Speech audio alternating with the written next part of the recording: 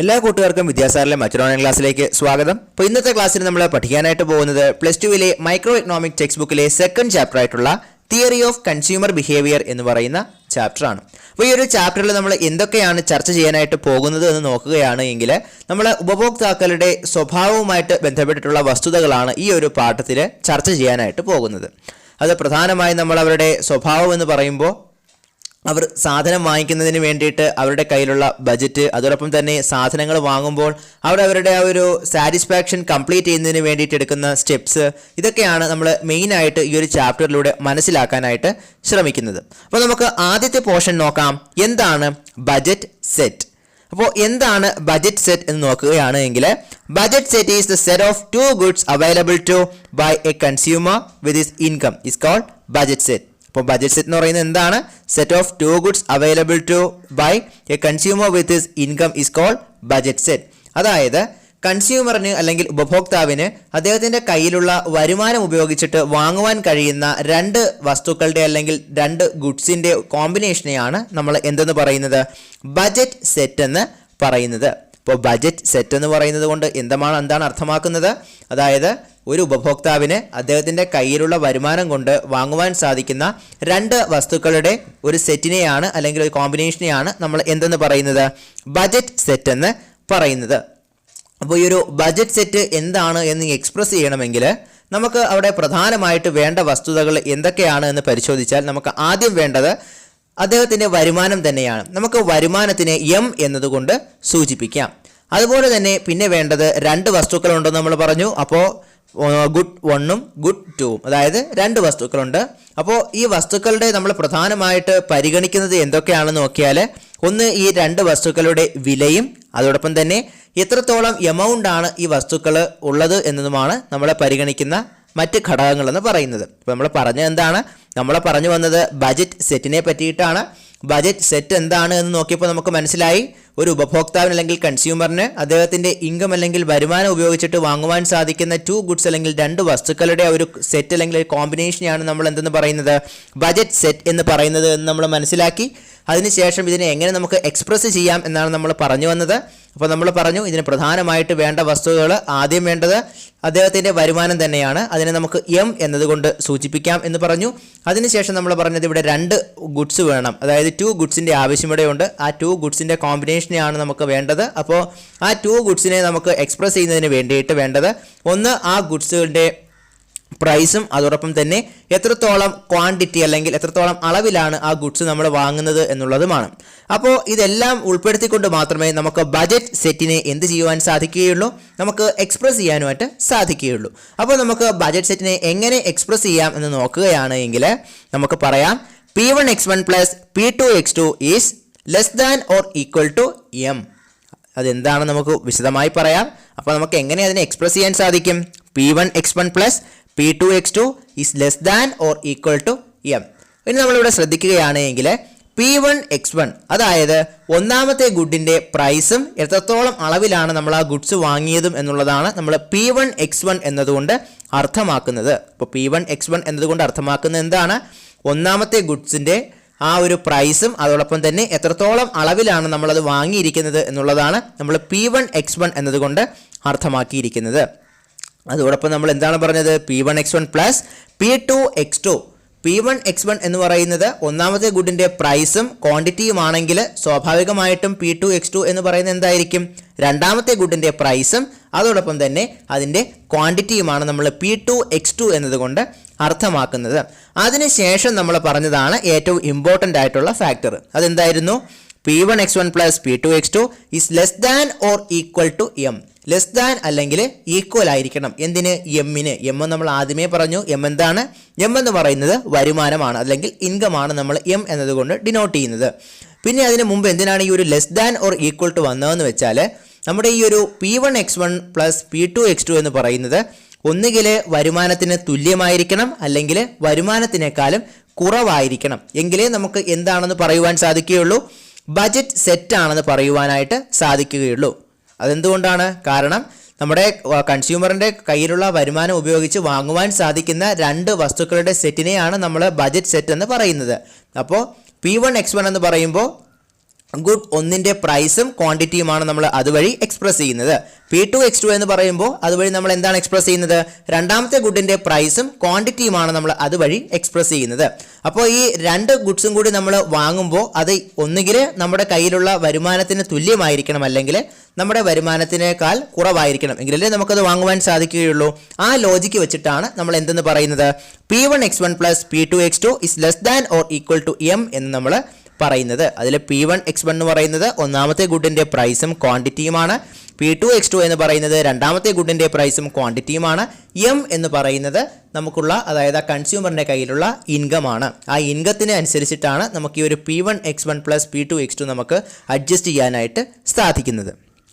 ഇനി നമുക്ക് അടുത്തതായിട്ട് നോക്കേണ്ടത് അതുമായിട്ട് ബന്ധപ്പെട്ട് വരുന്ന ഒരു റിലേറ്റഡ് കോൺസെപ്റ്റ് ആണ്. അതാണ് ബജറ്റ് കൺസ്ട്രെയിൻറ്റ്. നമ്മൾ അല്പം മുന്നേ പറഞ്ഞത് ബജറ്റ് സെറ്റിനെ പറ്റിയിട്ടാണ്. നമ്മൾ ഇനി പറയാൻ പോകുന്നതാണ് ബജറ്റ് കൺസ്ട്രെയിൻറ്റ്. എന്താണ് ബജറ്റ് കൺസ്ട്രെയിൻറ്റ്? കൺസ്ട്രെയിൻറ്റ് എന്ന് പറയുമ്പോൾ നമുക്കറിയാം തടസ്സം.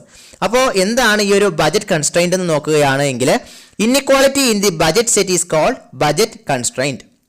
അപ്പോൾ ബജറ്റ് സെറ്റിൽ എന്തെങ്കിലും ഇൻഇക്വാളിറ്റി ഉണ്ടാവുകയാണ് എങ്കിൽ നമുക്കതിനെ എന്തെന്ന് പറയാം? അത് ബജറ്റ് കൺസ്ട്രെയിൻറ്റ് ആണ് എന്ന് നമുക്ക് പറയുവാനായിട്ട് സാധിക്കും. അതായത് ഇപ്പോൾ നമ്മൾ അല്പം മുന്നേ പറഞ്ഞതേ ഉള്ളൂ, P1X1 plus P2X2 is less than or equal to M. അതായത് നമ്മുടെ വരുമാനത്തിന് ഒന്നുകിൽ തുല്യമോ അല്ലെങ്കിൽ വരുമാനത്തിനേക്കാൾ കുറവോ ആകാൻ പാടുള്ളൂ എന്തെന്ന് പറയുന്നത് ഒന്നാമത്തെ ഗുഡിൻ്റെ പ്രൈസും അതോടൊപ്പം തന്നെ ക്വാണ്ടിറ്റിയും, അതോടൊപ്പം തന്നെ രണ്ടാമത്തെ ഗുഡിൻ്റെ പ്രൈസും ക്വാണ്ടിറ്റിയും എന്ന് പറയുന്നത്. എന്നാൽ ഇവിടെ P1X1 plus P2X2 is greater than M എന്ന് പറയുകയാണ് എങ്കിൽ അതെന്താണെന്ന് നമുക്ക് പറയുവാൻ സാധിക്കും? അതൊരു ബജറ്റ് കൺസ്ട്രെയിൻറ്റ് ആണെന്ന് പറയുവാൻ സാധിക്കും. കാര്യം എന്താണ്? കാരണം നമ്മുടെ ആ ഒന്നാമത്തെയും രണ്ടാമത്തെയും ഗുഡ്സ് നമ്മൾ വാങ്ങുമ്പോൾ നമുക്ക് നമ്മുടെ വരുമാനത്തിനേക്കാൾ കൂടുതൽ തുക ആവുമെങ്കിൽ അത് നമുക്ക് ചെയ്യുവാൻ സാധിക്കുമോ? വാങ്ങുവാൻ സാധിക്കുമോ? നമ്മുടെ കയ്യിലുള്ള വരുമാനം വെച്ചിട്ട് നമുക്കത് വാങ്ങുവാൻ കഴിയില്ല. അതുകൊണ്ടാണ് നമ്മൾ അതിനെ എന്താണെന്ന് പറയുന്നത്? കൺസ്ട്രെയിൻറ്റ്, അതായത് ഒരു തടസ്സമാണ്, നമ്മുടെ ഒരു ബജറ്റിലെ തടസ്സമായിട്ട് ഉണ്ട്. അതായത് നമ്മളിപ്പോൾ 500 രൂപയും കൊണ്ട് കടയിൽ പോയി സാധനം വാങ്ങാൻ പോയി. നമ്മുടെ കയ്യിലുള്ള ബജറ്റ് 500 രൂപയാണ്. എന്നാൽ നമ്മൾ സാധനം വാങ്ങി മൊത്തം വന്നപ്പോൾ 550 രൂപയായി. അങ്ങനെയാണെങ്കിൽ നമുക്കവിടെ 500 രൂപ കൊണ്ടുപോയാൽ ഈ മുഴുവൻ സാധനത്തിൻ്റെയും തുക കൊടുക്കുവാൻ സാധിക്കുമോ? കഴിയില്ല. കാര്യം നമുക്കൊരു 50 രൂപയും കൂടി എക്സ്ട്രാ കൊടുക്കേണ്ടതായിട്ട് വരും. നമ്മുടെ കയ്യിൽ ആ ഒരു അവസ്ഥയിൽ 50 രൂപ എക്സ്ട്രാ ഇല്ല. അത് എന്താണെന്ന് നമുക്കിപ്പോൾ ഒരു എക്സാമ്പിളായിട്ട് പറയാം. ഈ ബജറ്റ് കൺസ്ട്രെയിൻറ്റിന് എക്സാമ്പിളായിട്ട് പറയാം. എന്നാൽ നമ്മൾ 500 രൂപയും കൊണ്ട് പോയി, എന്നാൽ 450 രൂപയേ ആയുള്ളൂ. അല്ലെങ്കിൽ 500 രൂപയും കൊണ്ട് പോയി 500 രൂപയ്ക്കുള്ള സാധനം നമ്മൾ വാങ്ങിയെങ്കിൽ നമുക്കതിന് എന്തിന് എക്സാമ്പിളായിട്ട് പറയാം? ബജറ്റ് സെറ്റിന് എക്സാമ്പിളായിട്ട് പറയാം. ക്ലിയർ ആയി എന്നാണ് കരുതുന്നത്. നമുക്കിനി അതുമായിട്ട് കണക്ട് ചെയ്ത് വരുന്ന മറ്റൊരു കോൺസെപ്റ്റിലേക്ക് മൂവ് ചെയ്യാം. അതാണ് ബജറ്റ് ലൈൻ. അപ്പോൾ എന്താണ് ബജറ്റ് ലൈൻ എന്ന് നോക്കുകയാണ് എങ്കിൽ, budget line is the line which shows the locus points of budget set. അപ്പോൾ എന്താണ് budget line? Is the line which shows the locus points of budget set. ഇപ്പോൾ ബജറ്റ് സെറ്റ് നമ്മൾ പറഞ്ഞു. ബജറ്റ് സെറ്റ് എന്ന് പറയുന്നത് എന്താണ്? നമ്മുടെ കയ്യിലുള്ള വരുമാനം ഉപയോഗിച്ചിട്ട് നമുക്ക് വാങ്ങുവാൻ സാധിക്കുന്ന രണ്ട് ഗുഡ്സിൻ്റെ സെറ്റ് അല്ലെങ്കിൽ അതിൻ്റെ കോമ്പിനേഷനെയാണ് നമ്മൾ എന്തെന്ന് പറഞ്ഞത്? ബജറ്റ് സെറ്റ് എന്ന് പറഞ്ഞത്. ഇപ്പോൾ ഈ ഒരു ബജറ്റ് സെറ്റ് എന്ന് പറയുമ്പോൾ നമ്മളിവിടെ രണ്ട് ഗുഡ്സ് ഉണ്ടെന്ന് പറഞ്ഞു, ഗുഡ് 1ഉം ഗുഡ് 2ഉം. ഇപ്പോൾ നമ്മൾ എക്സാമ്പിളായിട്ട് എടുക്കുകയാണെങ്കിൽ ഒന്നുകിൽ വെജിറ്റബിളും അതല്ലെങ്കിൽ നമുക്ക് ഫ്രൂട്ട്സും രണ്ട് ഗുഡ്സായിട്ട് നമ്മൾ എടുക്കുകയാണെങ്കിൽ എൻ്റെ കയ്യിൽ വരുമാനമായിട്ട് 500 രൂപയും ഉണ്ട്. എങ്കിൽ ഈ 500 രൂപ ഉപയോഗിച്ചിട്ട് എനിക്ക് പല കോമ്പിനേഷനിലുള്ള വെജിറ്റബിൾസും ഫ്രൂട്ട്സും വാങ്ങുവാനായിട്ട് സാധിക്കും.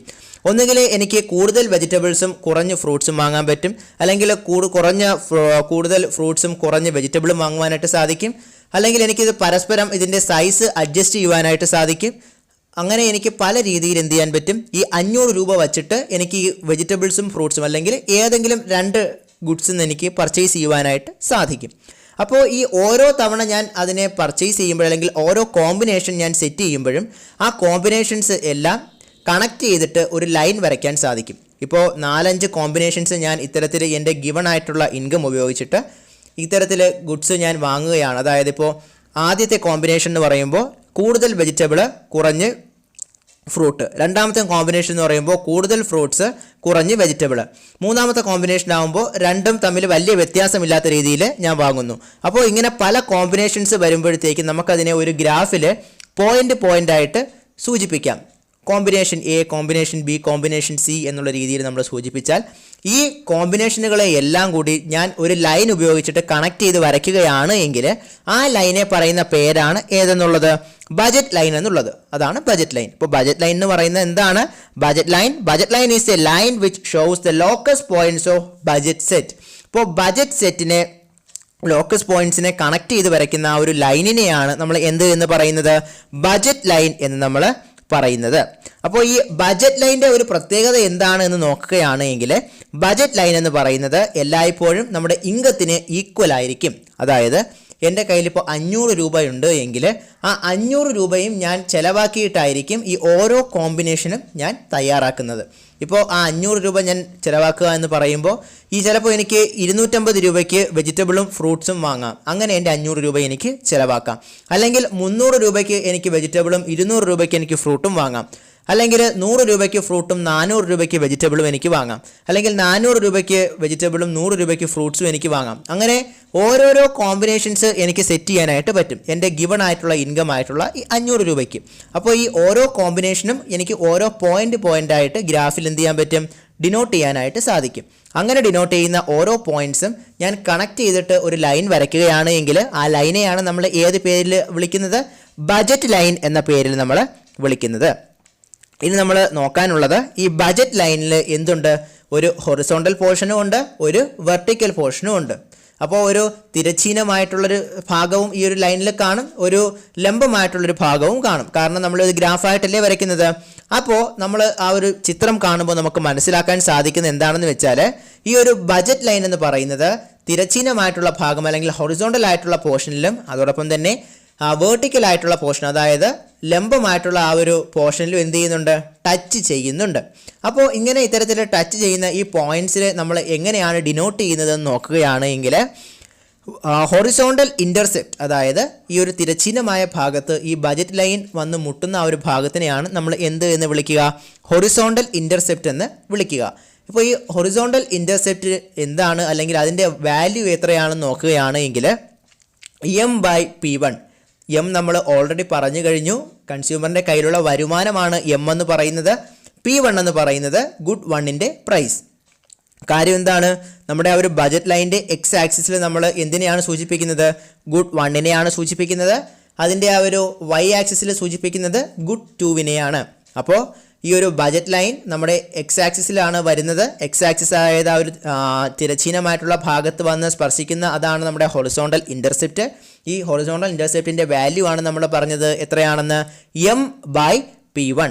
എം നമുക്കറിയാം. എം എന്താണ്? എം എന്ന് പറയുന്നത് കൺസ്യൂമറിൻ്റെ വരുമാനമാണ് എം എന്ന് പറയുന്നത്. By P1. P1 എന്ന് പറയുന്നത് എന്താണ്? ഗുഡ് വണ്ണിൻ്റെ പ്രൈസ് ആണ് P1 എന്ന് പറയുന്നത്. അപ്പോൾ ഹൊറിസോണ്ടൽ ഇൻ്റർസെപ്റ്റിൻ്റെ വാല്യൂ എത്രയാണ്? M/P1.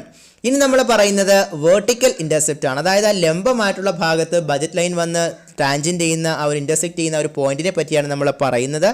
അപ്പോൾ ആ ഒരു ഹൊറിസോണ്ടൽ കഴിഞ്ഞു നമ്മുടെ വേർട്ടിക്കൽ ഇൻ്റർസെപ്റ്റിൻ്റെ കേസ് നമ്മൾ നോക്കുകയാണ് എങ്കിൽ അവിടെയും വരുമാനം ഉണ്ട്. അതായത് എം അവിടെ നിൽപ്പുണ്ട്. അത് കഴിഞ്ഞിട്ട് M/P2. കാരണം എന്താണ്? നമ്മുടെ വൈ ആക്സിസിൽ നമ്മൾ എന്തിനെയാണ് സൂചിപ്പിക്കുന്നത്? ഗുഡ് ടൂവിനെയാണ് നമ്മൾ സൂചിപ്പിക്കുന്നത്. അതുകൊണ്ട് തന്നെ ആ ഒരു വെർട്ടിക്കൽ ഇൻ്റർസെപ്റ്റ് എന്ന് പറയുന്നത് നമുക്ക് എന്താണെന്ന് പറയാം? M/P2 ആണ് എന്ന് നമുക്ക് പറയാം. നമ്മൾ ആദ്യം പറഞ്ഞത് ഹൊറിസോണ്ടൽ ഇൻ്റർസെപ്റ്റ് അല്ലെങ്കിൽ എക്സ് ആക്സിസിൽ ബജറ്റ് ലൈൻ വന്ന് ഇൻ്റർസെക്റ്റ് ചെയ്യുന്ന ആ പോയിന്റിൻ്റെ വാല്യൂ ആണ് പറഞ്ഞത് M/P1 എന്ന് പറഞ്ഞത്. നമ്മളിപ്പോൾ പറയുന്ന എന്തിനെ പറ്റിയിട്ടാണ്? ആ ഒരു വേർട്ടിക്കൽ ആയിട്ടുള്ള ആ ഒരു ആക്സിസിൽ അല്ലെങ്കിൽ ആ ഒരു വൈ ആക്സിസിൽ എന്ത് ടാൻജൻറ്റ് ചെയ്യുന്നുണ്ട്? ആ ഒരു ബജറ്റ് ലൈൻ ടാൻജൻറ്റ് ചെയ്യുന്നു അല്ലെങ്കിൽ ഇൻ്റർസെക്റ്റ് ചെയ്യുന്നുണ്ട്. ആ ഒരു പോയിൻ്റാണ് നമ്മൾ എന്തെന്ന് പറയുന്നത്? M/P2 എന്ന് നമ്മൾ പറയുന്നത്. അതിനുശേഷം നമുക്ക് നോക്കാനുള്ളത് നമ്മുടെ ഈ ഒരു ബജറ്റ് ലൈൻ്റെ കേസ് നമ്മൾ പറഞ്ഞു. ഈ ഒരു ബജറ്റ് ലൈൻ നമ്മൾ പറഞ്ഞപ്പോൾ നമ്മളതിൽ പറയേണ്ട ഒരു കാര്യമെന്ന് പറയുന്നത് അതിൻ്റെ സ്ലോപ്പാണ്, അതായത് അതിൻ്റെ ചരിവാണ്. നമുക്കറിയാം ഗുഡ് വണ്ണും ഗുഡ് ടൂവും കൂടെ ചേരുമ്പോഴാണ് ഈ ബജറ്റ് ലൈൻ ഉള്ള ഓരോരോ കോമ്പിനേഷൻസ് നമുക്ക് തയ്യാറാക്കുവാൻ സാധിക്കുന്നത്. അപ്പോൾ ഈ ഒരു ബജറ്റ് ലൈനിൻ്റെ ആ ഒരു സ്ലോപ്പ് നമ്മൾ നോക്കുകയാണ് എങ്കിൽ നമുക്ക് അതിനെ പറയാം -P1/P2 എന്ന് നമുക്ക് പറയാം. അപ്പോൾ ബജറ്റ് ലൈൻ്റെ ആ ഒരു സ്ലോപ്പ് നമുക്ക് എങ്ങനെ മനസ്സിലാക്കാൻ സാധിക്കും? -P1/P2 അല്ലെങ്കിൽ -P1/P2 എന്നതിലൂടെ നമുക്ക് ആ ബജറ്റ് ലൈനിൻ്റെ സ്ലോപ്പ് അഥവാ ചരിവ് എത്രത്തോളമാണ് എന്ന് നമുക്ക് മനസ്സിലാക്കുവാനായിട്ട് സാധിക്കും. കാര്യം എന്താണ്? എത്രമാത്രം ഗുഡ് 2 ആണ് നമ്മൾ അവിടെ സാക്രിഫൈസ് ചെയ്തിട്ട് ഒരു എക്സ്ട്രാ യൂണിറ്റ് ഓഫ് ഗുഡ് 1 കിട്ടാൻ ശ്രമിക്കുന്നത് എന്നതാണ് നമ്മുടെ ആ ഒരു ബജറ്റ് ലൈനിൻ്റെ സ്ലോപ്പ് കൂടെ നമുക്ക് മനസ്സിലാക്കുവാനായിട്ട് സാധിക്കുന്നത്. അല്ലെങ്കിൽ എത്രത്തോളം ഗുഡ് 1 നമ്മൾ സാക്രിഫൈസ് ചെയ്തിട്ടാണ് ഒരു എക്സ്ട്രാ ഗുഡ് 2 കിട്ടാനായിട്ട് നമ്മൾ ശ്രമിക്കുന്നത് എന്നുള്ളതാണ് ആ ഒരു ബജറ്റ് ലൈനിൻ്റെ സ്ലോപ്പിലൂടെ നമുക്ക് മനസ്സിലാക്കുവാൻ സാധിക്കുന്നത്. കാര്യം എന്താണ്, ഇവിടെ ആകെ 2 എണ്ണമേ ഉള്ളൂ. ഒന്ന് ഗുഡ് 1ഉം ഒന്ന് ഗുഡ് 2ഉം. നമ്മൾ എക്സാമ്പിൾ വെച്ച് പറഞ്ഞപ്പോൾ ഒന്നുകിൽ ഫ്രൂട്ട്സ് അല്ലെങ്കിൽ വെജിറ്റബിൾ. എനിക്ക് എത്രമാത്രം അധികം ഫ്രൂട്ട്സ് കിട്ടണം എന്നുണ്ടെങ്കിൽ ഞാൻ അതിന് വേണ്ടി എന്ത് കുറയ്ക്കണം, എൻ്റെ വെജിറ്റബിൾസ് കുറയ്ക്കണം. എനിക്ക് കൂടുതൽ വെജിറ്റബിൾസ് വേണമെങ്കിൽ അതനുസരിച്ച് എനിക്ക് എന്ത് കുറയ്ക്കേണ്ടതായിട്ട് വരും, ഫ്രൂട്ട്സ് കുറയ്ക്കേണ്ടതായിട്ട് വരും. എന്തുകൊണ്ടാണ് ഇങ്ങനെ അഡ്ജസ്റ്റ് ചെയ്യേണ്ടി വരുന്നത്? കാര്യം നമ്മുടെ കയ്യിലുള്ള വരുമാനം എന്ന് പറയുന്നത് എന്താണ്, ഫിക്സ്ഡ് ആണ്. ഇപ്പോൾ നമ്മൾ നേരത്തെ എക്സാമ്പിൾ പറഞ്ഞ പോലെ എൻ്റെ കയ്യിൽ 500 രൂപയാണ് എൻ്റെ ഇൻകം അല്ലെങ്കിൽ വരുമാനമായി ഞാൻ എടുക്കുന്നത് എങ്കിൽ ഈ 500 രൂപയ്ക്ക് ഉള്ളിലുള്ള ഇത് വെജിറ്റബിൾസും ഫ്രൂട്ട്സും എനിക്ക് വാങ്ങുവാൻ സാധിക്കുകയുള്ളൂ. ഒന്നുകിൽ എനിക്ക് 250 എന്ന് പറഞ്ഞ് വാങ്ങാം. അത് പൊതുവേ സംഭവിക്കാറില്ല. കൂടുതലായിട്ടും എന്ത് സംഭവിക്കും, ഒന്നുകിൽ 300 200 അല്ലെങ്കിൽ 400 100 അല്ലെങ്കിൽ 100 400 ഇങ്ങനെ പല കോമ്പിനേഷനിലായിരിക്കും വരുന്നത്. ഇപ്പോൾ ആദ്യം ഞാൻ ഫ്രൂട്ട്സിനെയാണ് സൂചിപ്പിക്കുന്നത്, രണ്ടാമത് ഞാൻ വെജിറ്റബിളിനെയാണ് സൂചിപ്പിക്കുന്നത് എങ്കിൽ 300 200. അപ്പോൾ 300 ഫ്രൂട്ട്സ് 200 വെജിറ്റബിൾ. അതുപോലെ അല്ലെങ്കിൽ 200 ഫ്രൂട്ട് 300 വെജിറ്റബിൾ. ഇങ്ങനെ പല കോമ്പിനേഷൻസിൽ എനിക്ക് വരും. അതിൽ നിന്നും ആണ് നമ്മൾ എന്ത് പറയുന്നത്, ഈ സ്ലോപ്പ് നമ്മൾ കണ്ടെത്തുന്നത്. അപ്പോൾ സ്ലോപ്പ് എന്ന് പറയുന്നത് നമുക്ക് എങ്ങനെ കണ്ടെത്താൻ സാധിക്കും, P1/P2 എന്നതിലൂടെ നമുക്ക് കണ്ടെത്തുവാനായിട്ട് സാധിക്കും. എന്തിനെയാണ്, ഈ ഒരു ബജറ്റ് ലൈനിൻ്റെ സ്ലോപ്പിനെ എനിക്ക് കണ്ടെത്തുവാനായി സാധിക്കും. ഇപ്പോൾ നമ്മൾ പറഞ്ഞു horizontal intercept M/P1, vertical intercept M/P2, slope of the budget line -P1/P2. ഇനി നമ്മൾ പറയുവാനായിട്ട് പോകുന്നത് ബജറ്റ് ലൈനിൽ ഉണ്ടാകുന്ന ചേഞ്ചസിനെ പറ്റിയിട്ടാണ്. നമ്മൾ ബജറ്റ് ലൈൻ എന്താണെന്ന് കണ്ടു. ബജറ്റ് ലൈൻ എന്ന് പറയുന്നത് എന്താണ്, ബജറ്റ് സെറ്റിൻ്റെ ആ ഒരു കോമ്പിനേഷൻസിൻ്റെ നമ്മൾ ഒരു ലൈൻ വെച്ച് കണക്ട് ചെയ്ത് വരച്ചാൽ അതാണ് ഏത് ലൈൻ എന്ന് പറഞ്ഞു, ബജറ്റ് ലൈൻ എന്ന് നമ്മൾ പറഞ്ഞു. അപ്പോൾ ഈ ഒരു ബജറ്റ് ലൈനിൽ ചേഞ്ചസ് ഉണ്ടാകുന്ന സന്ദർഭങ്ങൾ ഉണ്ടോ എന്നുള്ളതാണ് നമ്മൾ ഇനി ചർച്ച ചെയ്യാനായിട്ട് പോകുന്നത്. അത്തരത്തിലുള്ള സന്ദർഭങ്ങൾ ഉണ്ടാകാറുണ്ട്. എപ്പോഴൊക്കെയാണ് അത്തരത്തിൽ നമ്മുടെ ഈ ബജറ്റ് ലൈനിൽ ചേഞ്ച് ഉണ്ടാകുന്നത് എന്ന് നമ്മൾ നോക്കുകയാണ് എങ്കിൽ അതിന് പ്രധാനമായിട്ടും 2 കാരണങ്ങളാണുള്ളത്. ഒന്ന്, നമ്മുടെ വരുമാനത്തിൽ വ്യത്യാസം വരുമ്പോൾ ബജറ്റ് ലൈനിൽ ചേഞ്ച് വരും. അതോടൊപ്പം തന്നെ സാധനങ്ങളുടെ പ്രൈസിൽ ചേഞ്ച് വന്നാലും ബജറ്റ് ലൈനിൽ എന്ത് വരും, ചേഞ്ച് വരും. കാര്യം എന്താണ്, ബജറ്റ് ലൈൻ എന്ന് പറയുന്നത് നമ്മുടെ ബജറ്റ് സെറ്റിൻ്റെ നമ്മൾ കണക്ട് ചെയ്ത് വരയ്ക്കുന്നതാണ്. അതിൻ്റെ മറ്റൊരു പ്രത്യേകത എന്ന് പറയുന്നത് നമ്മുടെ കയ്യിലുള്ള ഇൻകം നമ്മൾ കംപ്ലീറ്റ് ആയിട്ട് സ്പെൻഡ് ചെയ്യുമ്പോൾ കിട്ടുന്ന കോമ്പിനേഷനിൽ ആയിട്ടുള്ള ബജറ്റ് സെറ്റുകൾ നമ്മൾ കണക്ട് ചെയ്യുന്നതുകൊണ്ട് തന്നെ നമുക്കവിടെ എന്തൊക്കെയാണ് പ്രധാനമായിട്ട് പരിഗണിക്കേണ്ട ഫാക്ടേഴ്സ്, ഒന്ന് നമ്മുടെ ഇൻകവും മറ്റൊന്ന് പ്രൈസും, കമ്മോഡിറ്റി പ്രൈസുമാണ് നമ്മളവിടെ പരിഗണിക്കേണ്ട ഫാക്ടേഴ്സ്. അപ്പോൾ ഈ ഒരു ബജറ്റ് ലൈനിൽ ചേഞ്ചസ് ഉണ്ടാക്കണമെങ്കിൽ ആർക്കൊക്കെ മാത്രമേ അതിന് സാധിക്കുകയുള്ളൂ. ഒന്നുകിൽ വരുമാനത്തിൽ ചേഞ്ച് വന്നാൽ അല്ലെങ്കിൽ ഇൻകത്തിൽ ചേഞ്ച് വന്നാൽ കൺസ്യൂമറിൻ്റെ ഇൻകത്തിലുണ്ടാകുന്ന ചേഞ്ച് അതിന് കാരണമാകും. അല്ലെങ്കിൽ കമ്മോഡിറ്റിയുടെ പ്രൈസസിൽ ചേഞ്ച് വന്നാലും ഈ ബജറ്റ് സെറ്റിൽ വ്യത്യാസം വരും. അപ്പോൾ അത്തരത്തിലുള്ള ആദ്യത്തെ കാരണം എന്താണെന്ന് നമുക്ക് നോക്കാം. ഒന്നെന്താണ്, വരുമാനത്തിനുള്ള വ്യത്യാസം. വരുമാനം എന്ന് പറയുന്നത് എന്ത് ചെയ്യാൻ പറ്റും, ഒന്നുകിൽ നമുക്ക് കൂടാം അല്ലെങ്കിൽ കുറയാം. അപ്പോൾ ഒന്നുകിൽ ഇൻക്രീസ് ഇൻ കൺസ്യൂമേഴ്സ് ഇൻകം അല്ലെങ്കിൽ ഡിക്രീസ് ഇൻ കൺസ്യൂമേഴ്സ് ഇൻകം എന്ന് പറയുന്നത് എന്തിന് കാരണമാകും, ബജറ്റ് ലൈനിൽ ചേഞ്ച് വരുന്നതിന് കാരണമായി തീരും. നമുക്ക് ആദ്യം വരുമാനം കൂടിയാൽ എന്ത് പറ്റുമെന്ന് നോക്കാം. ഇപ്പോൾ എനിക്ക് മുൻപുണ്ടായിരുന്ന വരുമാനം 500 രൂപയായിരുന്നുവെങ്കിൽ ഈ 500 രൂപയിൽ നിന്ന് എൻ്റെ വരുമാനം 600 രൂപയായാൽ എന്ത് സംഭവിക്കും, എനിക്ക് കൂടുതൽ സാധനങ്ങൾ വാങ്ങുവാനായിട്ട് സാധിക്കുമല്ലോ. കാരണം 500 രൂപയ്ക്ക് എനിക്ക് കിട്ടിയതിനേക്കാൾ കൂടുതൽ സാധനങ്ങൾ 600 രൂപയാണെങ്കിൽ എനിക്ക് വാങ്ങുവാൻ സാധിക്കും. അങ്ങനെയാണ് എങ്കിൽ എൻ്റെ ആ ഒരു ബജറ്റ് ലൈനിൽ എന്തായിരിക്കും സംഭവിക്കുക, എൻ്റെ ബജറ്റ് ലൈൻ എന്ന് പറയുന്നത് അപ്വാർഡ് ഷിഫ്റ്റ് ചെയ്യും. അപ്പോൾ എൻ്റെ ബജറ്റ് ലൈനിൽ എന്താണ് സംഭവിക്കുക, അപ്വാർഡ് ഷിഫ്റ്റ് ചെയ്യും, അതായത് മുകളിലേക്ക് ഷിഫ്റ്റ് വരും. കാര്യം മുൻപുണ്ടായിരുന്നതിനേക്കാൾ കൂടുതൽ സാധനങ്ങൾ എനിക്കിപ്പോൾ വാങ്ങുവാൻ സാധിക്കും എന്നുള്ളത് കൊണ്ട് തന്നെ എൻ്റെ ബജറ്റ് ലൈൻ മുകളിലേക്ക് ഷിഫ്റ്റ് ചെയ്യും. അത് കഴിഞ്ഞിട്ട് നോക്കുന്നത് എന്താണെന്ന് വെച്ചാൽ വരുമാനം കുറഞ്ഞാലുള്ള അവസ്ഥ എങ്ങനെയാണ്. എനിക്ക് മുൻപുണ്ടായിരുന്ന വരുമാനം 500 രൂപയിൽ നിന്ന് ഇപ്പോൾ കുറഞ്ഞ് 400 രൂപയാവുകയാണ് എങ്കിൽ എന്ത് സംഭവിക്കും, എനിക്ക് മുൻപ് വാങ്ങിയിരുന്ന അത്ര സാധനങ്ങൾ ഇപ്പോൾ വാങ്ങുവാൻ സാധിക്കുമോ, തീർച്ചയായും ഇല്ല. കാര്യം എൻ്റെ വരുമാനം കുറയുമ്പോൾ ഞാൻ വാങ്ങുന്നതിൻ്റെ അളവും കുറയും. അങ്ങനെയാണ് എങ്കിൽ എൻ്റെ ബജറ്റ് ലൈൻ എന്ന് പറയുന്നത് എങ്ങോട്ടേക്ക് ഷിഫ്റ്റ് ചെയ്യും, ഡൗൺവാർഡ് ഷിഫ്റ്റ് ചെയ്യും. നേരത്തെ വരുമാനം കൂടിയപ്പോൾ അപ്വാർഡ് ഷിഫ്റ്റ് ചെയ്തു എങ്കിൽ ഇപ്പോൾ വരുമാനം കുറയുമ്പോൾ ബജറ്റ് ലൈൻ എങ്ങോട്ടേക്ക് ഷിഫ്റ്റ് ചെയ്യും, ഡൗൺവാർഡ് ഷിഫ്റ്റ് ചെയ്യും. നമുക്കത് ചിത്രത്തിൽ വളരെ വ്യക്തമായിട്ട് കാണുവാൻ സാധിക്കുന്നതാണ്. അതുപോലെ ഇനി നമ്മൾ അടുത്തതായിട്ട് പരിഗണിക്കുന്നത് എന്തിനെയാണ്, കമ്മോഡിറ്റി പ്രൈസസിനെയാണ്. ഇപ്പോൾ കമ്മോഡിറ്റി പ്രൈസസ് നമ്മൾ നോക്കുകയാണ് എങ്കിൽ ഒന്നുകിൽ പ്രൈസ് എന്ത് ചെയ്യാൻ പറ്റും, ഒന്നുകിൽ പ്രൈസ് ഇൻക്രീസ് ചെയ്യാൻ പറ്റും, അല്ലെങ്കിൽ പ്രൈസ് എന്ത് ചെയ്യും, ഡിക്രീസ് ചെയ്യും. അല്ലെങ്കിൽ എന്ന് വെച്ചാൽ എന്താണ്, സാധനങ്ങളുടെ വില ഒന്നുകിൽ കൂടാം അല്ലെങ്കിൽ സാധനങ്ങളുടെ വില കുറയാം. നമുക്ക് ആദ്യം പോസിറ്റീവായിട്ടുള്ള കേസ് എടുക്കാം. അതായത് സാധനങ്ങളുടെ വില കുറയുകയാണ്. സാധനങ്ങളുടെ വില കുറയുകയാണ് എങ്കിൽ നമുക്ക് എന്ത് ചെയ്യാൻ പറ്റും, നമ്മുടെ കയ്യിലുള്ള വരുമാനം സെയിം തന്നെയാണ്, 500 രൂപ തന്നെയാണ് എൻ്റെ കയ്യിലുള്ള വരുമാനം. എന്നാൽ മുൻപ് ഉണ്ടായിരുന്നതിനേക്കാൾ സാധനങ്ങളുടെ വില കുറയുകയാണ് എങ്കിൽ ഇപ്പോൾ ആ 500 രൂപയ്ക്കുള്ള മൂല്യം കൂടും. കാര്യം എന്താണ്, എനിക്ക് ആ 500 രൂപ ഉപയോഗിച്ച് കൂടുതൽ സാധനങ്ങൾ എനിക്കിപ്പോൾ വാങ്ങുവാനായിട്ട് സാധിക്കും. അങ്ങനെ സംഭവിക്കുമ്പോൾ എനിക്ക് എന്ത് പറ്റും, കൂടുതലായിട്ട് വാങ്ങുവാൻ സാധിക്കുകയും എൻ്റെ ഒരു ബജറ്റ് ലൈൻ എന്ന് പറയുന്നത് റൈറ്റ് വാഡ് ഷിഫ്റ്റ് ഉണ്ടാവുകയും ചെയ്യും. എന്നാൽ എൻ്റെ ഈ ഒരു ഗുഡ്സിൻ്റെ പ്രൈസ് എന്ത് ചെയ്യുകയാണ്, കൂടുകയാണ് എങ്കിൽ എന്ത് പറ്റും, ഞാൻ വാങ്ങാൻ പോകുന്ന സാധനത്തിൻ്റെ വില കൂടുകയാണ് എങ്കിൽ എൻ്റെ കയ്യിലുള്ള വരുമാനത്തിൻ്റെ മൂല്യം കുറയും. കാര്യം എന്താണ്, ഞാൻ 500 രൂപയും കൊണ്ട് പോയി, മുൻപുണ്ടായിരുന്നതിനേക്കാൾ സാധനത്തിന് വില കൂടിയാൽ എനിക്ക് മുൻപ് വാങ്ങിച്ച പോലുള്ള സാധനം എനിക്ക് ഇപ്പോൾ വാങ്ങുവാനായിട്ട് സാധിക്കില്ല. അതുകൊണ്ട് തന്നെ എൻ്റെ ബജറ്റ് ലൈൻ അവിടെ എന്ത് ചെയ്യുകയാണ്, ലെഫ്റ്റ് സൈഡിലേക്ക് ഷിഫ്റ്റ് ചെയ്യുകയാണ് ചെയ്യുന്നത്.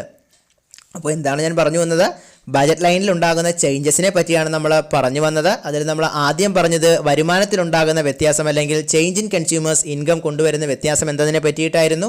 അതിൽ നമ്മൾ പറഞ്ഞു വരുമാനം കൂടുകയാണ് അല്ലെങ്കിൽ ഇൻകം കൂടുകയാണെങ്കിൽ ബജറ്റ് ലൈൻ അപ്വാർഡ് ഷിഫ്റ്റ് ചെയ്യുമെന്ന് പറഞ്ഞു. വരുമാനം ഇൻകം കുറയുകയാണ് എങ്കിൽ ബജറ്റ് ലൈൻ ഡൗൺവാർഡ് ഷിഫ്റ്റ് ചെയ്യുമെന്ന് പറഞ്ഞു. അതിനുശേഷം നമ്മൾ പറഞ്ഞത് കമ്മോഡിറ്റി പ്രൈസസിലുണ്ടാകുന്ന വ്യത്യാസമാണ്. ഇപ്പോൾ സാധനങ്ങളുടെ വില എന്ന് പറയുന്നത് കുറയുകയാണ് എങ്കിൽ സ്വാഭാവികമായിട്ടും എന്ത് ചെയ്യാൻ സാധിക്കും, സാധനങ്ങളുടെ വില കുറഞ്ഞാൽ നമുക്ക് കൂടുതൽ സാധനങ്ങൾ വാങ്ങാൻ സാധിക്കുമെന്നുള്ളത് കൊണ്ട് തന്നെ നമ്മുടെ ബജറ്റ് ലൈൻ എങ്ങോട്ടേക്ക് ഷിഫ്റ്റ് ചെയ്യും, റൈറ്റ് വാഡ് ഷിഫ്റ്റ് ചെയ്യാനുള്ള ചാൻസ് ഉണ്ട്, അല്ലെങ്കിൽ റൈറ്റ് വാഡ് ഷിഫ്റ്റ് ചെയ്യും. എന്നാൽ നമ്മുടെ ഈ ഒരു സാധനങ്ങൾ അല്ലെങ്കിൽ കമ്മോഡിറ്റീസിൻ്റെ പ്രൈസ് കൂടുകയാണ് എങ്കിൽ നമ്മുടെ കയ്യിലുള്ള ഇൻകത്തിൻ്റെ മൂല്യം കുറയും, വാല്യൂ കുറയും. എനിക്ക് മുൻപ് വാങ്ങി അത്രയും വാങ്ങുവാൻ സാധിക്കില്ല, കാരണം സാധനങ്ങളുടെ വില കൂടുതലായതുകൊണ്ട് തന്നെ ആ ഒരു ബജറ്റ് ലൈൻ എങ്ങോട്ടേക്ക് ഷിഫ്റ്റ് ചെയ്യും, ലെഫ്റ്റ് സൈഡിലേക്ക് ഷിഫ്റ്റ് ചെയ്യും. ഇനി നമ്മൾ അടുത്തതായിട്ട് പറയാൻ പോകുന്നത് മൊണോട്ടോണിക് പ്രിഫറൻസ് എന്ന് പറയുന്ന ഒരു കോൺസെപ്റ്റ് ആണ്. ഈ ഒരു മൊണോട്ടോണിക് പ്രിഫറൻസ് എന്ന് പറയുന്നത് ഒരു ആക്ച്വൽ ബിഹേവിയറിനെയാണ് കാണിക്കുന്നത്. അതായത് കൺസ്യൂമറിൻ്റെ ബിഹേവിയറൽ പാറ്റേൺ നമ്മൾ ചെക്ക് ചെയ്യുമ്പോൾ നമ്മൾ വളരെ സൂക്ഷ്മമായിട്ട് നിരീക്ഷിച്ചിട്ട് പറയുന്ന ഒന്നാണ് മൊണോട്ടോണിക് പ്രിഫറൻസ് എന്ന് പറയുന്ന ഈ ഒരു കോൺസെപ്റ്റ്. എന്താണ് ഈ ഒരു കോൺസെപ്റ്റ് എന്ന് നോക്കുകയാണെങ്കിൽ ആദ്യം നമുക്ക് അതിൻ്റെ ഡെഫിനേഷൻ നോക്കാം, എന്നിട്ട് ഇതെന്താണ് സംഗതി എന്ന് പറയുമ്പോൾ നിങ്ങൾക്ക് ക്ലിയർ ആവും. അപ്പോൾ ആദ്യം എന്താണ് ഈ ഒരു മൊണോട്ടോണിക് പ്രിഫറൻസ് എന്ന് നോക്കുകയാണെങ്കിൽ between any two bundles the consumer prefers the bundle which has more of at least one of the goods and no less of other good is compared to other bundles. Such preference of the consumer is called monotonic preference. ഇപ്പോൾ പറയുമ്പോൾ length ആണെങ്കിലും സംഗതി സിമ്പിളാണ്. നമുക്ക് നോക്കാം എന്താണ് monotonic preference എന്ന് പറയുമ്പോൾ. മൊണോട്ടോണിക് പ്രിഫറൻസ് എന്ന് പറയുന്നത് ഇത്രയേ ഉള്ളൂ. അതായത് നമ്മളിപ്പോൾ കുറച്ച് ബണ്ടിലുകളെ നമ്മൾ പരിഗണിക്കുകയാണ്. ബണ്ടിൽ എന്ന് പറയുമ്പോൾ രണ്ട് ഗുഡ്സ് ഉള്ള കോമ്പിനേഷനെയാണ് നമ്മൾ ബണ്ടിൽ എന്ന് പറയുന്നത്. നമ്മൾ നേരത്തെ സെറ്റ് എന്ന് പറഞ്ഞ സാധനം തന്നെയാണ് ഇവിടെ ബണ്ടിൽ എന്ന് പറയുന്നത്. അതായത് ഗുഡ് 1ഉം ഗുഡ് 2ഉം കാണും. അപ്പോൾ ഈ ബണ്ടിൽ നമ്മൾ പരിശോധിക്കുമ്പോഴേക്കും നമുക്കിപ്പോൾ 4-5 ബണ്ടിലുകൾ നമ്മുടെ ഫ്രണ്ടിലുണ്ട്. 4-5 ബണ്ടിൽ എന്ന് പറയുമ്പോൾ ഉദാഹരണമായിട്ട് 2, 3, 2, 2, 1, 3, 1, 2. ഇപ്പോൾ ഈ 4 ബണ്ടിലുകളാണ് നമ്മുടെ മുന്നിലുള്ളത് എന്ന് കരുതുക. ഇപ്പോൾ ഒന്നുകൂടി പറയാം ഏതൊക്കെ ബണ്ടിലുകളാണെന്ന്. ഒന്ന് 2, 3, അത് ഒരു ബണ്ടിൽ.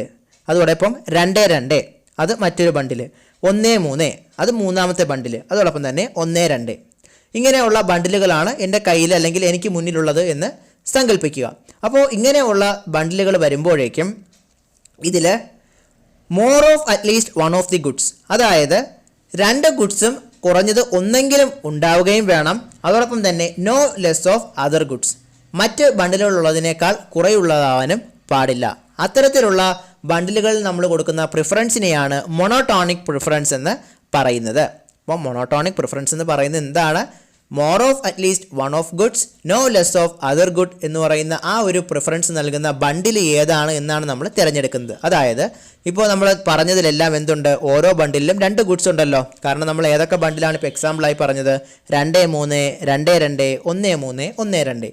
ഇങ്ങനെ നമ്മൾ പറയുമ്പോഴേക്കും ഇതിൽ ഉണ്ടാകാനുള്ള പ്രത്യേകത എന്ന് പറയുന്നത് more of at least one of good. അതായത് ഇപ്പോൾ 2 ഗുഡ്സിൽ ഒന്നുപോലും 0 ആവാൻ പാടില്ല. നമ്മൾ ഈ പറഞ്ഞത് എക്സാമ്പിളിൽ ഒന്നുപോലും 0 ആയിട്ടില്ല. അതുകൊണ്ട് തന്നെ നമുക്ക് ആ ഫസ്റ്റ് സാധനം നമുക്കിവിടെ ക്യാൻസൽ ഔട്ട് ചെയ്യാം. ചില ബണ്ടിലുകൾ 0 ആവാറുണ്ട്. അതായത് ഇപ്പോൾ 500 രൂപ എൻ്റെ കയ്യിലുണ്ട് എങ്കിൽ ഞാൻ ആ 500 രൂപ മുഴുവനായിട്ട് ഞാനിപ്പോൾ ഫ്രൂട്ട്സ് വാങ്ങുവാനായിട്ട് ചിലവാക്കി, ഞാൻ വെജിറ്റബിൾ ഒന്നും തന്നെ വാങ്ങുന്നില്ല എങ്കിൽ ആ ഒരു ഫ്രൂട്ട്സിൻ്റെ സ്ഥാനത്ത് 500ഉം വെജിറ്റബിളിൻ്റെ സ്ഥാനത്ത് 0 സ്വാഭാവികമായിട്ടും. അപ്പോൾ അങ്ങനെയുള്ള അത് ആവാൻ പാടില്ല. ബണ്ടിലുകൾ ഏതിൽ നമ്മൾ ഈ മോണോട്ടോണിക് പ്രിഫറൻസ് പരിഗണിക്കുമ്പോൾ അങ്ങനെയുള്ള ബണ്ടിൽ ആവാനും പാടില്ല. അതോടൊപ്പം തന്നെ നോ ലെസ് ഓഫ് അതർ, അതായത് മറ്റ് ബണ്ടിലുകൾ ഉള്ളതിനേക്കാളും കുറവ് ഉള്ളതാവാനും പാടില്ല. ഇപ്പോൾ ആ ഒരു 2 ക്യാരക്ടേഴ്സാണ് നമ്മൾ ഏതിൽ പരിഗണിക്കുന്നത്? മോണോട്ടോണിക് പ്രിഫറൻസിൽ പരിഗണിക്കുന്നത്. അപ്പോൾ നമുക്ക് ഇനി നമ്മൾ പറഞ്ഞ എക്സാമ്പിൾ ബണ്ടിൽസ് നോക്കാം. ഏതൊക്കെയായിരുന്നു? ഒന്നാമത്തെ ബണ്ടിൽ 2, 3, രണ്ടാമത്തെ ബണ്ടിൽ 2, 2, മൂന്നാമത്തെ ബണ്ടിൽ 1, 3, നാലാമത്തെ ബണ്ടിൽ 1, 2. അപ്പോൾ ഈ പറയുന്ന ബണ്ടിലുകൾ നമ്മൾ നോക്കിയാൽ ഇതിൽ ആദ്യത്തെ റൂൾ എന്താണ്? More of at least one of good. ഈ 2 ഗുഡ്സ് എയും ബിയും അല്ലെങ്കിൽ ഗുഡ് 1 ഗുഡ് 2, ഈ ഗുഡ്സ് എന്താവാൻ പാടില്ല? ഒന്നുപോലും 0 ആവാൻ പാടില്ല. നമ്മൾ ഈ പറഞ്ഞ 4 എണ്ണത്തിലും ഒന്നുപോലും 0 വന്നിട്ടില്ല. അപ്പോൾ ഓക്കെയാണ്, ആദ്യത്തെ ആ ഒരു റൂള് കംപ്ലീറ്റ് ചെയ്ത് കഴിഞ്ഞു. ഇനി രണ്ടാമത്തെ റൂൾ എന്താണ്? No less of other good, അതായത് മറ്റ് ബണ്ടിലുകൾ ഉള്ളതിനേക്കാൾ കുറവ് ആകാനും പാടില്ല.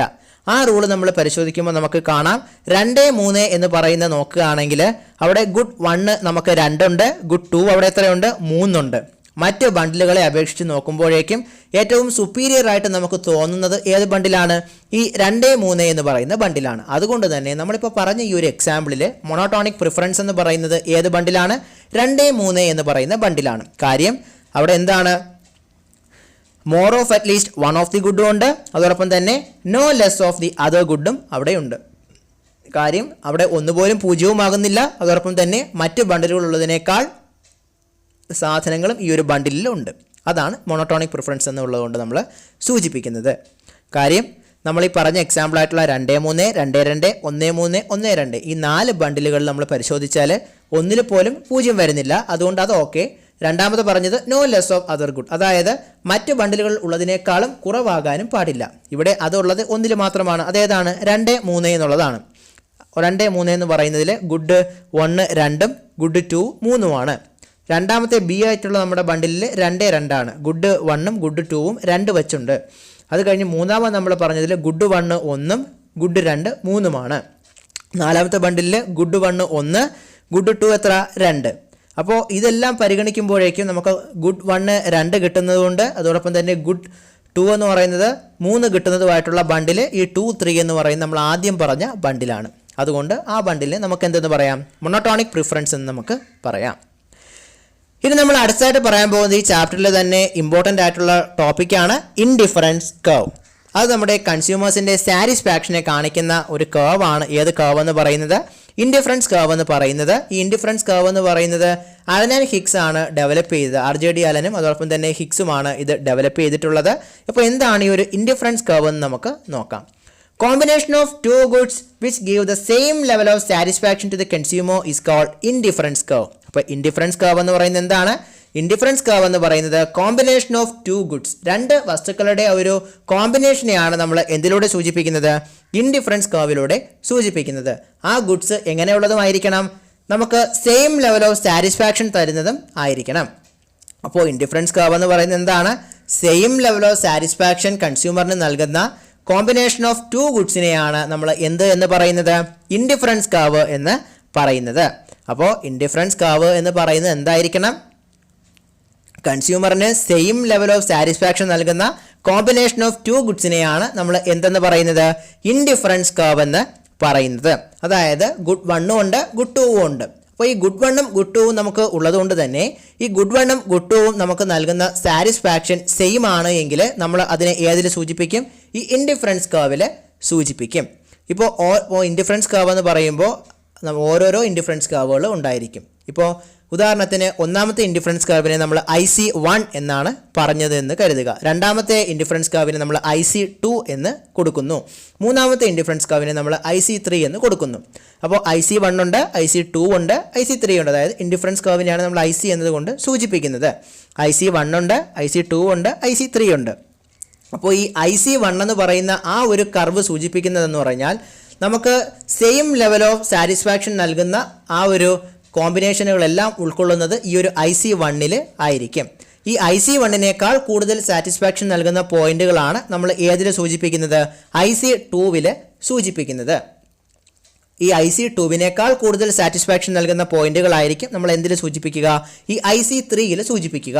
നമുക്ക് ആ ചിത്രം കാണുമ്പോൾ അറിയാം IC1നേക്കാൾ ഉയരെയാണ് IC2, IC2വിനേക്കാൾ ഉയരെയാണ് IC3യുടെ സ്ഥാനം. നമുക്കത് ക്ലിയർ ആയിട്ട് മനസ്സിലാക്കുവാനായി സാധിക്കും. ഈ ഇൻഡിഫറൻസ് കർവ് എന്ന് പറയുന്നത് എന്തിനാണ് സൂചിപ്പിക്കുന്നത്? കൺസ്യൂമറിന് സെയിം ലെവൽ ഓഫ് സാറ്റിസ്ഫാക്ഷൻ നൽകുന്ന പോയിന്റ്സിൻ്റെ അല്ലെങ്കിൽ ആ കമ്മോഡിറ്റിയുടെ കോമ്പിനേഷനെയാണ് നമ്മൾ എന്തിലൂടെ സൂചിപ്പിക്കുന്നത്? ഇൻഡിഫറൻസ് കർവിലൂടെ സൂചിപ്പിക്കുന്നത്. ഇത്തരത്തിലുള്ള ഇൻഡിഫറൻസ് കർവിൻ്റെ കോമ്പിനേഷനായിട്ട് വരുന്നതിനെയാണ് നമ്മൾ ഇൻഡിഫറൻസ് മാപ്പ് എന്ന പേരിൽ പറയുന്നത്. അതായത് നമ്മളിപ്പോൾ അല്പം മുന്നേ പറഞ്ഞ IC1, IC2, IC3 എന്നീ ഡിഫറെൻറ്റ് ലെവൽ ഓഫ് സാറ്റിസ്ഫാക്ഷനെ കാണിക്കുന്ന ഇൻഡിഫറൻസ് കർവുകൾ നമ്മൾ ഒരു ഗ്രാഫിൽ അടയാളപ്പെടുത്തുകയാണ് എങ്കിൽ അതിനെ നമുക്ക് എന്തെന്ന് പറയാം? ഫാമിലി ഓഫ് ഇൻഡിഫറൻസ് കർവിനെ നമുക്ക് ഇൻഡിഫറൻസ് മാപ്പ് എന്ന് പറയാം. ഇൻഡിഫറൻസ് കർവ് എന്ന് വെച്ചാൽ എന്താണ്? കൺസ്യൂമറിന് സെയിം ലെവൽ ഓഫ് സാറ്റിസ്ഫാക്ഷൻ നൽകുന്ന കോമ്പിനേഷൻ ഓഫ് ടു ഗുഡ്സിൻ്റെ ആണ് നമുക്ക് എന്തിലൂടെ കാണുവാനായി സാധിക്കുക? ഒരു ഇൻഡിഫറൻസ് കർവിലൂടെ സാധിക്കുക. അപ്പോൾ പല ഇൻഡിഫറൻസ് കർവുകളാകുമ്പോൾ ആ ഓരോ ലെവലും കാണിക്കുന്നത് കൺസ്യൂമറിൻ്റെ ഡിഫറെൻറ്റ് ലെവൽ ഓഫ് സാറ്റിസ്ഫാക്ഷനെ ആയിരിക്കും. അത്തരത്തിലുള്ള ഫാമിലി ഓഫ് ഇൻഡിഫറൻസ് കർവ് ആണ് വരുന്നത് എങ്കിൽ നമുക്കതിന് എന്തെന്ന് പറയാം? ഇൻഡിഫറൻസ് മാപ്പ് എന്ന് നമുക്ക് പറയാം. അല്പം മുന്നേ നമ്മൾ ബജറ്റ് ലൈൻ പഠിച്ചു. ബജറ്റ് ലൈൻ പഠിച്ചപ്പോൾ നമ്മൾ ബജറ്റ് ലൈനിൻ്റെ സ്ലോപ്പ് എങ്ങനെയാണ് കാണുന്നതെന്ന് പറഞ്ഞു. എങ്ങനെയായിരുന്നു? P1/P2 വെച്ചിട്ടാണ് നമ്മൾ കാണുന്നത്. അവിടെ നമ്മൾ എന്താണ് ചെയ്തിരുന്നത്? നമ്മൾ ഒരു ഗുഡ് എക്സ്ട്രാ കിട്ടുന്നതിന് വേണ്ടിയിട്ട് മറ്റൊരു ഗുഡ് സാക്രിഫൈസ് ചെയ്യുകയാണ് ചെയ്തത്. ഗുഡ് 1ഉം ഗുഡ് 2ഉം ഉണ്ടായിരുന്നു. എനിക്ക് എക്സ്ട്രാ ഗുഡ് 1 വാങ്ങണമെങ്കിൽ അതിനുവേണ്ടി ഞാൻ എന്ത് ചെയ്യണം? ഞാൻ വാങ്ങാൻ ഉദ്ദേശിക്കുന്ന ഗുഡ് 2വിൻ്റെ അളവ് കുറയ്ക്കണം. എങ്കിൽ എനിക്ക് അല്പം കൂടി എനിക്ക് ഗുഡ് 1 കിട്ടുള്ളൂ. കാര്യം എൻ്റെ ഇൻകം എന്ന് പറയുന്നത് എന്താണ്? കോൺസ്റ്റൻ്റ് ആണ്, അല്ലെങ്കിൽ ഫിക്സ്ഡ് ആണ്. അപ്പോൾ 500 രൂപ എന്ന് പറയുന്നത് 501 ആകില്ല, 499 ആകില്ല. ഈ 500 രൂപ ഉപയോഗിച്ച് തന്നെ എനിക്ക് വാങ്ങണം എന്നുള്ളത് കൊണ്ട് തന്നെ എനിക്ക് ഇപ്പം കൂടുതൽ ഫ്രൂട്ട്സ് വാങ്ങണമെങ്കിൽ ഞാൻ വാങ്ങാൻ ഉദ്ദേശിക്കുന്നതിനേക്കാൾ കുറച്ച് വെജിറ്റബിൾ ഞാൻ വാങ്ങിയാലേ എനിക്ക് കൂടുതൽ ഫ്രൂട്ട്സ് വാങ്ങാൻ പറ്റൂ. അതായിരുന്നു നമ്മൾ ബജറ്റ് ലൈനിൽ പറഞ്ഞ ലോജിക്ക്. എന്നാൽ നമ്മുടെ ഈ ഒരു ഇൻഡിഫറൻസ് കർവിൻ്റെ സ്ലോപ്പ് എങ്ങനെയാണ് കാണുന്നത് എന്ന് നോക്കുകയാണ് എങ്കിൽ അതിനെ നമ്മൾ പറയുന്ന ഒരു കോൺസെപ്റ്റ് ഉണ്ട്. അതാണ് മാർജിനൽ റേറ്റ് ഓഫ് സബ്സ്റ്റിറ്റ്യൂഷൻ. എന്താണ് ഈ മാർജിനൽ റേറ്റ് ഓഫ് സബ്സ്റ്റിറ്റ്യൂഷൻ എന്ന് നോക്കിയാൽ നമ്മുടെ ആ ഒരു ബജറ്റ് ലൈനിൽ കണ്ട സെയിം കോൺസെപ്റ്റ് തന്നെയാണ്, പക്ഷേ ഇവിടെ ഒരു അല്പം വ്യത്യാസം ഉണ്ടെന്നേ ഉള്ളൂ. അപ്പോൾ എന്താണ് ഈ ഒരു മാർജിനൽ റേറ്റ് ഓഫ് സബ്സ്റ്റിറ്റ്യൂഷൻ അഥവാ നമ്മുടെ ഇൻഡിഫറൻസ് കർവിൻ്റെ സ്ലോപ്പ് എന്താണെന്ന് നോക്കുകയാണെങ്കിൽ it is the rate at which one commodity is being substituted for other. അപ്പോൾ ഇവിടെ എന്താണ് സംഭവിക്കുന്നത്? നമുക്ക് ഒരു എക്സ്ട്രാ ഗുഡ് കിട്ടണം. നമ്മുടെ സാറ്റിസ്ഫാക്ഷനാണ് നമുക്കവിടെ പ്രാധാന്യം. അപ്പോൾ സാറ്റിസ്ഫാക്ഷൻ കിട്ടുന്നതിന് വേണ്ടിയിട്ട് നമ്മൾ ഒരു ഗുഡിനെ മറ്റൊരു ഗുഡിന് വേണ്ടിയിട്ട് സബ്സ്റ്റിറ്റ്യൂട്ട് ചെയ്യുന്നു. ആ റേറ്റിനെയാണ് എന്ത് എന്ന് പറയുന്നത്? മാർജിനൽ റേറ്റ് ഓഫ് സബ്സ്റ്റിറ്റ്യൂഷൻ അല്ലെങ്കിൽ MRS എന്ന് നമ്മൾ പറയുന്നത്. നമ്മൾ പറഞ്ഞു വന്നത് എന്തിനെ പറ്റിയിട്ടാണ്? നമ്മുടെ ഇൻഡിഫറൻസ് കർവിൻ്റെ സ്ലോപ്പിനെ പറ്റിയാണ് നമ്മൾ പറഞ്ഞു വന്നത്. ഇൻഡിഫറൻസ് കർവിൻ്റെ സ്ലോപ്പ് കാണുന്നതിന് അല്ലെങ്കിൽ ഇൻഡിഫറൻസ് കർവിൻ്റെ സ്ലോപ്പിന് നമ്മൾ പറയുന്നത് മാർജിനൽ റേറ്റ് ഓഫ് സബ്സ്റ്റിറ്റ്യൂഷൻ അഥവാ MRS എന്നാണ്. എന്താണ് ഈ MRS എന്നാണ് നമ്മൾ പറഞ്ഞത്? MRS is the rate at which one commodity is being substituted for other. അതായത് നമുക്കിവിടെ ഇൻഡിഫറൻസ് കർവിൽ നമുക്ക് മനസ്സിലാക്കാം ഗുഡ് 1ഉം ഗുഡ് 2ഉം ഉണ്ട്. അപ്പോൾ എനിക്ക് ഗുഡ് 1 കൂടുതലായിട്ട് വേണമെങ്കിൽ ഞാൻ എന്തിനെ സാക്രിഫൈസ് ചെയ്യണം? ഗുഡ് 2വിനെ സാക്രിഫൈസ് ചെയ്യണം. നമ്മൾ ആ ബജറ്റ് ലൈനിൽ കണ്ട അതേ സാധനം തന്നെയാണ്. അതുപോലെ പക്ഷേ ഇവിടെ ഉള്ള വ്യത്യാസം എന്താണെന്ന് വെച്ചാൽ നമ്മൾ ബജറ്റ് ലൈനിൽ എന്താണ് ചെയ്തത്? ബജറ്റ് ലൈനിൽ നമ്മൾ P1/P2 എടുത്താണ് ചെയ്തത്. കാര്യം എന്തായിരുന്നു? നമുക്കവിടെ പ്രൈസിനായിരുന്നു പ്രാധാന്യം ഉണ്ടായിരുന്നത്. പക്ഷേ ഇവിടെ വരുമ്പോൾ വ്യത്യാസം എന്താണെന്ന് വെച്ചാൽ ഇൻഡിഫറൻസ് കർവിൻ്റെ സ്ലോപ്പ് കാണാനായിട്ട് നമുക്ക് വേണ്ടത് പ്രൈസ് അല്ല, പകരം ക്വാണ്ടിറ്റിയാണ്. അപ്പോൾ നമ്മൾ ഇവിടെ എങ്ങനെയാണ് MRS കാണുന്നതെന്ന് വെച്ചാൽ ഡെൽറ്റ x2/ഡെൽറ്റ x1. അതായത് ഡെൽറ്റ എന്നതുകൊണ്ട് സൂചിപ്പിക്കുന്നത് ചേഞ്ചാണ്. അതായത് ഇപ്പോൾ x2വിൻ്റെ ആ ഒരു അളവ് ക്വാണ്ടിറ്റിയിലുള്ള ചേഞ്ചും x1ൻ്റെ ക്വാണ്ടിറ്റിയിലുള്ള ചേഞ്ചും തമ്മിലുള്ള ആ ഒരു ഡിവിഷനാണ് നമ്മൾ എന്തായിട്ട് കാണുക?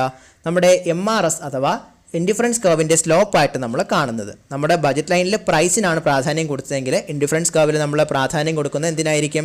അതിൻ്റെ ക്വാണ്ടിറ്റിക്ക് ആയിരിക്കും. അത്രയേ ഉള്ളൂ വ്യത്യാസം. കോൺസെപ്റ്റ് സെയിം തന്നെയാണ്. നമ്മൾ ബജറ്റ് ലൈനിൻ്റെ സ്ലോപ്പ് കാണാൻ P1/P2 എന്നുള്ള ആ ഒരു രീതിയാണ് അവലംബിച്ചതെങ്കിൽ നമ്മൾ ഇൻഡിഫറൻസ് കർവിൻ്റെ സ്ലോപ്പ് കാണാനായിട്ട് അവലംബിക്കുന്നത് ഡെൽറ്റ x2/ഡെൽറ്റ x1 എന്നുള്ള ഫോർമുലയാണ്. ഡെൽറ്റ x2 എന്ന് പറഞ്ഞാൽ ഗുഡ് 2വിൻ്റെ ക്വാണ്ടിറ്റിയിലുള്ള ചേഞ്ച്. ഡെൽറ്റ എന്ന് പറയുന്നത് എല്ലായ്പ്പോഴും ചേഞ്ചിനെയാണ് സൂചിപ്പിക്കുന്നത്. ഇനി വരുന്ന ചാപ്റ്റേഴ്സിലൊക്കെ നിങ്ങൾ ഈ ഡെൽറ്റ എന്ന് പറയുന്ന യൂസേജ് കൂടുതലായി കാണും. നിങ്ങൾ ഹയർ സ്റ്റഡീസിന് പോകുമ്പോഴും കൂടുതലായിട്ട് ഡെൽറ്റ എവിടെ കണ്ടാലും നിങ്ങൾ മനസ്സിലാക്കാനുള്ളത് ഡെൽറ്റ എന്ന് പറയുന്നത് ഡെൽറ്റ എന്ന് പറഞ്ഞാൽ ഒരു ത്രികോണം, അതിനെയാണ് ഡെൽറ്റ എന്ന് പറയുന്നത്. അത് ഗ്രീക്ക് ലെറ്റർ ആണ് ഡെൽറ്റ എന്ന് പറയുന്നത്. അത് ചേഞ്ചിനെ സൂചിപ്പിക്കുന്നതാണ്. അതായത് മുൻപുണ്ടായിരുന്ന ഒന്നിൽ നിന്നും പിൽക്കാലത്ത് ഒരു ചേഞ്ച് വന്നാൽ നമ്മളതിനെ ഡെൽറ്റ ഉപയോഗിച്ചിട്ടാണ് ഡിനോട്ട് ചെയ്യാറുള്ളത്. അത് മനസ്സിലാക്കി വയ്ക്കുക. അപ്പോൾ നമ്മൾ ഈ ഒരു സ്ലോപ്പ് കാണുന്നതിന് വേണ്ടി എന്താണ് ചെയ്യുന്നത്? ഡെൽറ്റ x2 ഗുഡ് 2വിൻ്റെ ആ ഒരു ക്വാണ്ടിറ്റിയിലുള്ള change divided by delta x1 good 1ൻ്റെ ക്വാണ്ടിറ്റിയിലുള്ള change delta x2 by delta x1 എന്നുള്ള രീതിയാണ് നമ്മൾ എന്തിന് അവലംബിക്കുന്നത്? ആ ഇൻഡിഫറൻസ് കർവിൻ്റെ സ്ലോപ്പ് കാണുവാനായിട്ട് അല്ലെങ്കിൽ കണക്കാക്കുവാനായിട്ട് അവലംബിക്കുന്നത്. ഇനി നമ്മൾ അടുത്തതായിട്ട് പറയാൻ പോകുന്നത് ഇൻഡിഫറൻസ് കർവിൻ്റെ മെയിൻ പ്രോപ്പർട്ടീസ് ആണ്. അതായത് ഇൻഡിഫറൻസ് കർവിന് കുറച്ച് ക്യാരക്ടേഴ്സ് ഉണ്ട്.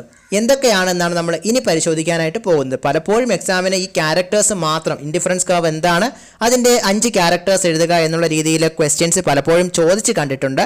അത് റെഗുലർ ആയിട്ട് അല്ലെങ്കിൽ ഫ്രീക്വൻ്റ് ആയിട്ട് ചോദിക്കുന്ന ക്വസ്റ്റ്യൻ തന്നെയാണ്. അപ്പോൾ നമുക്ക് ആ പോർഷൻ ഒന്ന് കവർ ചെയ്യാം.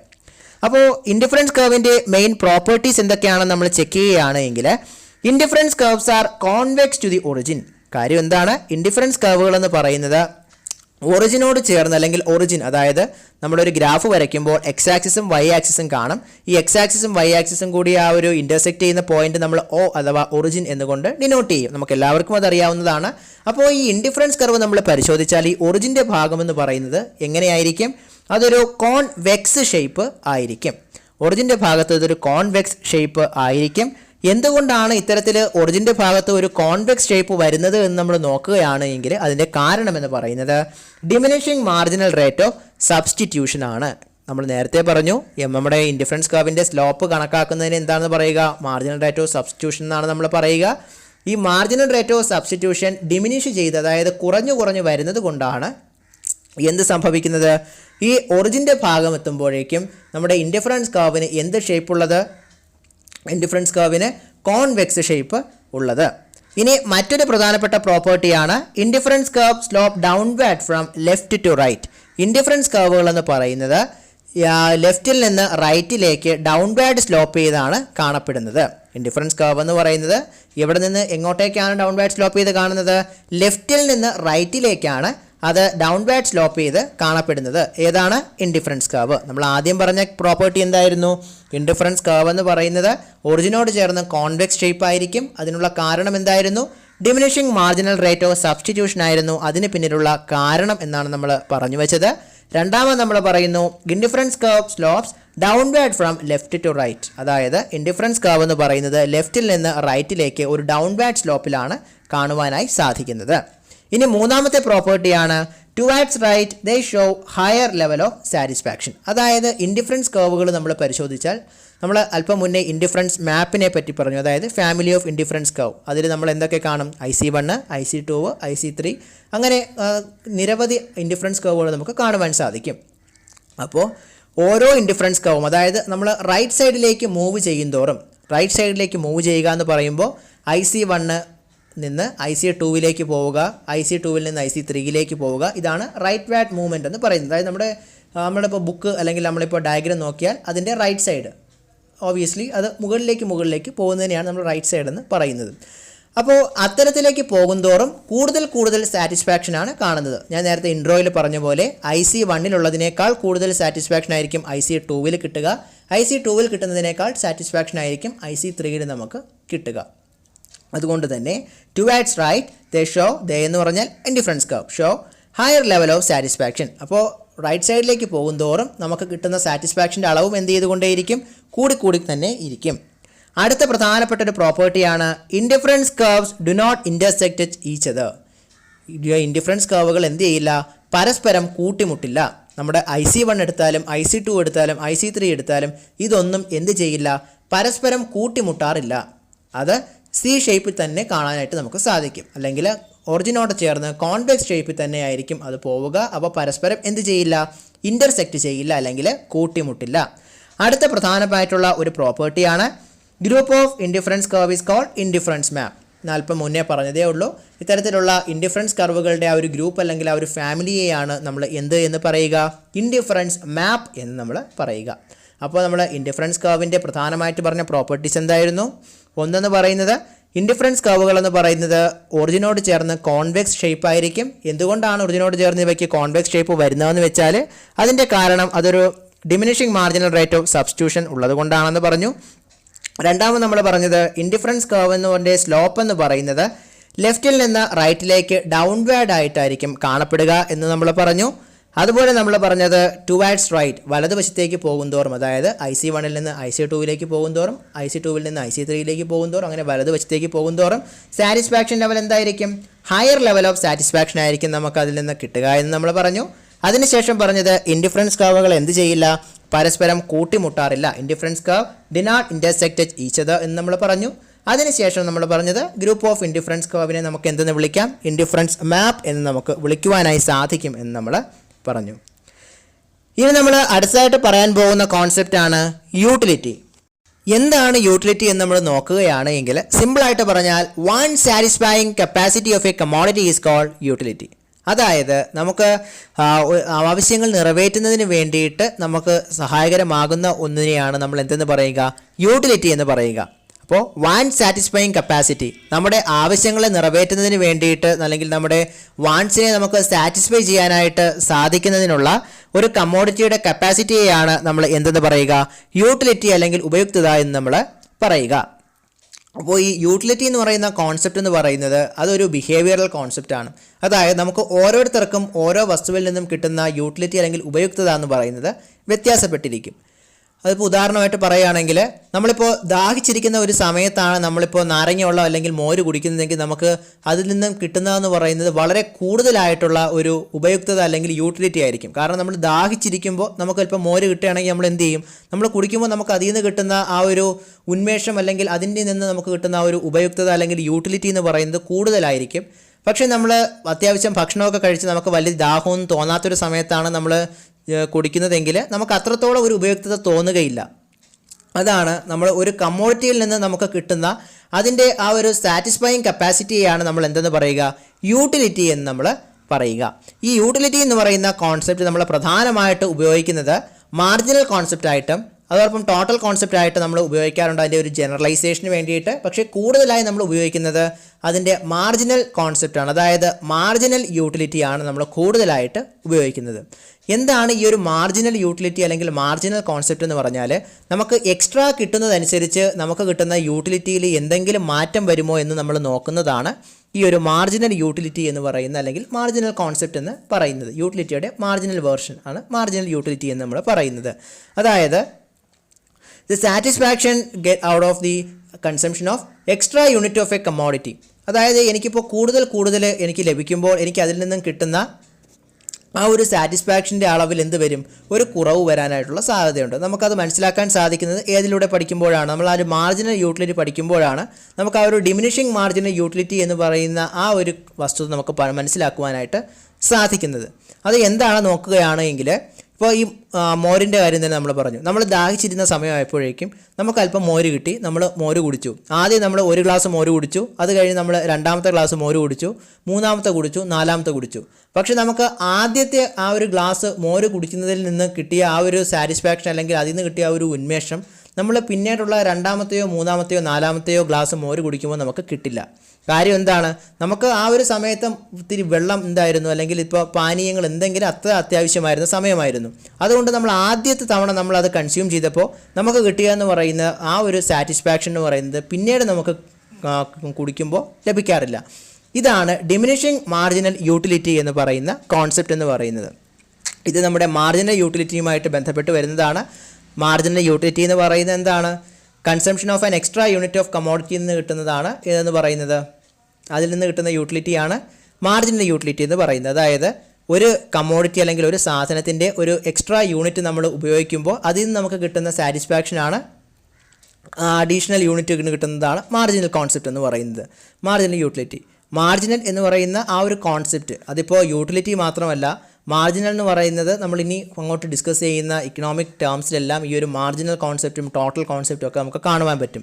മാർജിനൽ എന്ന് എപ്പോൾ കണ്ടാലും marginal is equal to additional എന്ന് നമ്മൾ മനസ്സിൽ ഓർത്ത് വെച്ചേക്കണം. കാരണം മാർജിനൽ കോൺസെപ്റ്റ് ആണ് പറയുന്നതെങ്കിൽ അതെപ്പോഴും എന്തിനെക്കുറിച്ചായിരിക്കും പറയുക? ഒരു എക്സ്ട്രാ യൂണിറ്റ് അല്ലെങ്കിൽ ഒരു അഡീഷണൽ യൂണിറ്റ്. ഇപ്പോൾ നമ്മളിവിടെ മാർജിനൽ യൂട്ടിലിറ്റിയെ പറ്റിയാണ് പറയുന്നതെങ്കിൽ അഡീഷണൽ യൂണിറ്റ് ഉപയോഗിക്കുമ്പോൾ നമുക്ക് അതിൽ നിന്ന് കിട്ടുന്ന സാറ്റിസ്ഫാക്ഷനെയാണ് നമ്മൾ എന്തെന്ന് പറയുന്നത്? മാർജിനൽ യൂട്ടിലിറ്റി എന്ന് പറയുന്നത്. അതുപോലെ തന്നെയാണ് ഈ മാർജിനൽ കോൺസെപ്റ്റുകൾ. ഇപ്പോൾ ഞാനിപ്പോൾ എക്സാമ്പിളായിട്ട് ഇത് പറയുന്നതിൻ്റെ കാര്യം, നമ്മൾ ഇനി അങ്ങോട്ട് പഠിക്കും തോറും ഓരോ ചാപ്റ്റേഴ്സിലും ഈ മാർജിനൽ കോൺസെപ്റ്റുകളും ടോട്ടൽ കോൺസെപ്റ്റുകളും ഒക്കെ വരും. ഈ ടോട്ടൽ കോൺസെപ്റ്റുകൾ എന്ന് പറയുന്നത് എന്താണെന്ന് വെച്ചാൽ ടോട്ടൽ സാറ്റിസ്ഫാക്ഷൻ ആണ്. മാർജിനൽ കോൺസെപ്റ്റ് എന്ന് പറഞ്ഞാൽ എന്തായിരുന്നു? അഡീഷണൽ ആയിട്ട് ഒന്ന് കൺസ്യൂം ചെയ്യുമ്പോൾ അതിൽ നിന്ന് കിട്ടുന്ന നമ്മുടെ യൂട്ടിലിറ്റിയാണ് നമ്മൾ എന്തെന്ന് പറഞ്ഞത്, നമ്മുടെ മാർജിനൽ യൂട്ടിലിറ്റി എന്ന് നമ്മൾ പറഞ്ഞത്. ടോട്ടൽ യൂട്ടിലിറ്റി എന്ന് പറയുമ്പോൾ അതായത് total satisfaction from consuming A good. അപ്പോൾ നമ്മുടെ ഒരു ഗുഡ്സ് പർച്ചേസ് ചെയ്യുമ്പോൾ നമുക്ക് അത് കിട്ടുന്ന ടോട്ടൽ സാറ്റിസ്ഫാക്ഷനെയാണ് നമ്മൾ എന്തെന്ന് പറയുന്നത്, നമ്മൾ ടോട്ടൽ യൂട്ടിലിറ്റി എന്ന് നമ്മൾ പറയുന്നത്. ഈ ടോട്ടൽ കോൺസെപ്റ്റുകൾ എന്ന് പറയുന്നത് ജനറലൈസേഷന് വേണ്ടി നമ്മൾ ഉപയോഗിക്കുന്നതാണ്. അതിന് നമ്മുടെ ഈ ഒരു കമ്പാരിസൺ നടത്തുമ്പോഴും അല്ലെങ്കിൽ നമ്മൾ അനലൈസ് ചെയ്യുമ്പോഴൊന്നും വലിയ ഒരു സിഗ്നിഫിക്കൻസ് നമ്മൾ കൊടുക്കാറില്ല. മാർജിനൽ കോൺസെപ്റ്റുകൾക്ക് കൂടുതൽ പ്രാധാന്യം നമ്മൾ കൊടുക്കാറുണ്ട്. അതുകൊണ്ടാണ് ഈ മാർജിനൽ യൂട്ടിലിറ്റിയും അതോടൊപ്പം തന്നെ ഡിമിനിഷിംഗ് മാർജിനൽ യൂട്ടിലിറ്റി എന്ന് പറയുന്ന കോൺസെപ്റ്റും ഒക്കെ ഞാനിപ്പോൾ ഒന്ന് മെൻഷൻ ചെയ്ത് പോയത്. ഇനി നമ്മൾ പറയാൻ പോകുന്നത് ഈ യൂട്ടിലിറ്റി എന്ന് പറയുന്ന ഈ ഒരു ബിഹേവിയറൽ പാറ്റേൺ നമുക്ക് മെഷർ ചെയ്യാൻ സാധിക്കുമോ എന്നുള്ളതാണ്. അതിനെ സാധിക്കും. അതിനുവേണ്ടി നമ്മൾ ഉപയോഗിക്കുന്ന യൂണിറ്റാണ് യൂട്ടിൽസ് എന്ന് പറയുന്നത്. ഞാൻ ഒന്നുകൂടി പറയാം. നമ്മുടെ യൂട്ടിലിറ്റി എന്ന് പറയുന്നത് എന്തായിരുന്നു? Want satisfying capacity of a കമോഡിറ്റിയാണ് യൂട്ടിലിറ്റി. അതായത് നമ്മുടെ ആവശ്യം നിറവേറ്റുന്നതിന് ഒരു വസ്തുവിനെ നമ്മളെ സഹായിക്കാൻ സാധിക്കുമെങ്കിൽ അതിനെ നമുക്ക് ആ വസ്തുവിൻ്റെ യൂട്ടിലിറ്റി എന്ന് പറയുവാനായി കഴിയും. അപ്പോൾ ഈ ഒരു want satisfying capacity of a കമ്മോഡിറ്റിയെ നമുക്ക് മെഷർ ചെയ്യാൻ സാധിക്കുമോ എന്നായിരുന്നു ചോദ്യം. അതിൻ്റെ ഉത്തരം സാധിക്കുമെന്നാണ്. നമുക്ക് എങ്ങനെ സാധിക്കും അല്ലെങ്കിൽ ഏത് യൂണിറ്റിലൂടെ അതിനെ സാധിക്കുമെന്ന് ചോദിച്ചാൽ യൂട്ടിൽസ് എന്ന് പറയുന്ന ഒരു മെഷറിംഗ് യൂണിറ്റ് വെച്ചിട്ടാണ് നമുക്ക് എന്ത് ചെയ്യാനായിട്ട് സാധിക്കുക, യൂട്ടിലിറ്റിയെ മെഷർ ചെയ്യുവാനായിട്ട് സാധിക്കുക. ഈ യൂട്ടിൽസ് വൺ വേർഡ് ആയിട്ട് അല്ലെങ്കിൽ വൺ മാർക്ക് ആൻസർ ആയിട്ട് ചോദിച്ചിട്ടുള്ള ക്വസ്റ്റ്യൻ ആണ്. യൂട്ടിലിറ്റിയെ മെഷർ ചെയ്യാൻ സാധിക്കുന്നത് ഏതിലൂടെയാണെന്ന് ചോദിച്ചാൽ സാധിക്കുന്ന ആ ഒരു മെഷറിംഗ് യൂണിറ്റാണ് യൂട്ടിൽസ് എന്ന് പറയുന്നത്. UTILS utils. ഇനി നമ്മൾ അടുത്തതായിട്ട് പറയാൻ പോകുന്നത് കൺസ്യൂമേഴ്സ് ഇക്വിലിബ്രിയം ആണ്. എന്താണ് ഈ ഒരു കൺസ്യൂമേഴ്സ് ഇക്വിലിബ്രിയം എന്ന് ചോദിക്കുകയാണെങ്കിൽ നമ്മൾ അല്പം മുന്നേ ബജറ്റ് ലൈനും പഠിച്ചു. അതോടൊപ്പം തന്നെ അതിനുശേഷം നമ്മൾ ഇൻഡിഫറൻസ് കർവും പഠിച്ചു. ഈ ബജറ്റ് ലൈനും ഇൻഡിഫറൻസ് കർവും കൂടി രണ്ടും കൂടി ഇൻകോർപ്പറേറ്റ് ചെയ്തിട്ട് നമ്മൾ ഡെവലപ്പ് ചെയ്യുന്നതാണ് ഏതെന്ന് പറയുന്നത് കൺസ്യൂമേഴ്സ് ഇക്വിലിബ്രിയം എന്ന് പറയുന്ന കോൺസെപ്റ്റ്. എന്താണ് ഈ കൺസ്യൂമേഴ്സ് ഇക്വിലിബ്രിയം എന്ന് നോക്കുകയാണ് എങ്കിൽ it's A point wear consumer can enjoy the maximum satisfaction with his income. അതായത് കൺസ്യൂമറിൻ്റെ വരുമാനം വെച്ചിട്ട് മാക്സിമം സാറ്റിസ്ഫാക്ഷൻ കിട്ടുന്ന ആ ഒരു പോയിന്റാണ് നമ്മൾ ഏത് പോയിന്റ് എന്ന് പറയുക, കൺസ്യൂമേഴ്സ് ഇക്വിലിബ്രിയം പോയിന്റ് എന്ന് നമ്മൾ പറയുക. നമ്മൾ ബജറ്റ് ലൈൻ പഠിച്ചപ്പോൾ നമ്മൾ എന്താണ് പറഞ്ഞത്, കൺസ്യൂമറിൻ്റെ ആ ഒരു ഇൻകം പരമാവധി ഉപയോഗിച്ചിട്ട് കൺസ്യൂമറിന് രണ്ട് ഗുഡ്സ്, ഗുഡ് വണ്ണും ഗുഡ് ടൂവും വാങ്ങാൻ പറ്റുന്ന കോമ്പിനേഷനുകൾ നമ്മൾ കണ്ടെത്തിയിട്ട് ആ കോമ്പിനേഷനെ ലൈൻ വെച്ച് നമ്മൾ ബന്ധിപ്പിച്ച് വരച്ചാൽ അത് ബജറ്റ് ലൈൻ. ഇൻഡിഫറൻസ് കർവ് പറഞ്ഞപ്പോൾ നമ്മൾ എന്ത് പറഞ്ഞു, ഇൻഡിഫറൻസ് കർവ് പറഞ്ഞപ്പോഴേക്കും കൺസ്യൂമറിന് സെയിം ലെവൽ ഓഫ് സാറ്റിസ്ഫാക്ഷൻ നൽകുന്ന ഗുഡ്സിൻ്റെ കോമ്പിനേഷനാണ് നമ്മൾ എന്തിലൂടെ കണ്ടത്, നമ്മൾ ആ ഒരു ഇൻഡിഫറൻസ് കർവിലൂടെ കണ്ടത്. ഈ ബജറ്റ് ലൈനും ഇൻഡിഫറൻസ് കർവും രണ്ടും കൂടി ഇൻകോർപ്പറേറ്റ് ചെയ്തിട്ട് അല്ലെങ്കിൽ ഒരുമിച്ച് കൊണ്ടുവന്നിട്ടാണ് നമ്മൾ ഏത് കോൺസെപ്റ്റ് ഉണ്ടാക്കിയത്, കൺസ്യൂമേഴ്സ് ഇക്വിലിബ്രിയം എന്ന് പറയുന്ന കോൺസെപ്റ്റ് ഉണ്ടാക്കിയത്. ഈ കോൺസെപ്റ്റിന് പിന്നിലുള്ള പ്രധാനപ്പെട്ട ഉദ്ദേശം എന്താണ്, ആ കോൺസെപ്റ്റിലൂടെ നമുക്കൊരു പോയിന്റ് കണ്ടെത്താൻ പറ്റും. ആ പോയിന്റിൻ്റെ നമുക്ക് എന്ത് മനസ്സിലാക്കാൻ പറ്റും, കൺസ്യൂമറിൻ്റെ ആ ഒരു ഇൻകം ഉപയോഗിച്ചിട്ട് കൺസ്യൂമറിന് എത്താൻ സാധിക്കുന്ന സാറ്റിസ്ഫാക്ഷൻ്റെ മാക്സിമം ഏത് പോയിന്റ് ആണ് എന്നാണ് നമ്മൾ അതിലൂടെ കണ്ടെത്തുവാനായിട്ട് സാധിക്കുന്നത്. അതിന് വേണ്ടിയിട്ട് നമുക്ക് എന്ത് ചെയ്യേണ്ടതുണ്ട്, ആദ്യം നമുക്ക് വേണ്ടത് നമ്മുടെ ഇൻഡിഫറൻസ് മാപ്പാണ്. IC1, IC2, IC3 എന്നിങ്ങനെ നമുക്ക് ഇൻഡിഫറൻസ് മാപ്പുകൾ ആദ്യം വേണം. എന്നിട്ട് നമ്മുടെ ആ ഒരു തന്നിരിക്കുന്ന ബജറ്റിന് അനുസരിച്ചിട്ടുള്ള ബജറ്റ് ലൈൻ നമ്മൾ വരയ്ക്കണം. ഇപ്പോൾ ഉദാഹരണത്തിന് 500 രൂപയാണ് നമ്മുടെ ബജറ്റെങ്കിൽ, നമ്മുടെ കയ്യിലുള്ള വരുമാനമെങ്കിൽ അതനുസരിച്ചിട്ട് നമുക്ക് വാങ്ങുവാൻ സാധിക്കുന്ന കോമ്പിനേഷനാണല്ലോ നമ്മൾ ഈ ഒരു ബജറ്റ് ലൈനിലൂടെ സൂചിപ്പിക്കുന്നത്. അത്തരത്തിൽ ബജറ്റ് ലൈൻ വരയ്ക്കുക.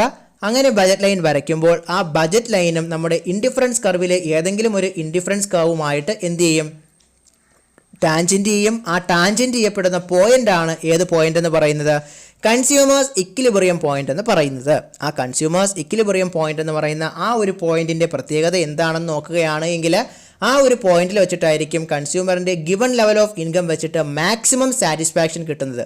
അതായത് ഇപ്പോൾ 500 രൂപ, നമ്മൾ മുഴുവൻ എക്സാമ്പിളും പറഞ്ഞ് 500 രൂപ വെച്ചിട്ടാണ് നമ്മുടെ ബജറ്റ്. 500 രൂപ വെച്ചിട്ട് ആ കൺസ്യൂമറിന് കിട്ടുന്ന മാക്സിമം സാറ്റിസ്ഫാക്ഷൻ ഏത് ലെവലിലാണ് അല്ലെങ്കിൽ ഏത് പോയിന്റ് ആണെന്ന് നമുക്ക് മനസ്സിലാക്കണമെങ്കിൽ നമുക്കവിടെ എന്തൊക്കെ വേണം, ബജറ്റ് ലൈൻ മാത്രം പോരാ, ഇൻഡിഫറൻസ് കർവും വേണം.